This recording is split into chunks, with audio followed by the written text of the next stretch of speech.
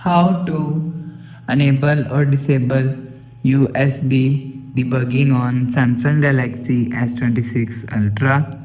So let's start the video. First of all, go to app library. Now here, so click on settings app.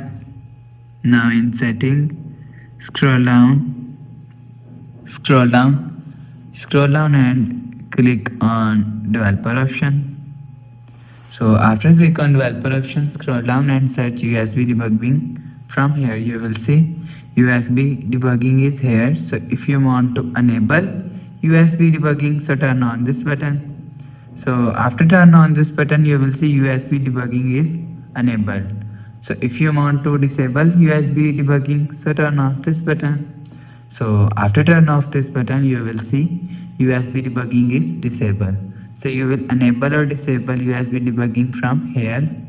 So after the process, go back to home screen, refresh phone. So that's how you can enable or disable USB debugging on Samsung Galaxy S26 Ultra. So if you like the video, please subscribe. Thanks for watching.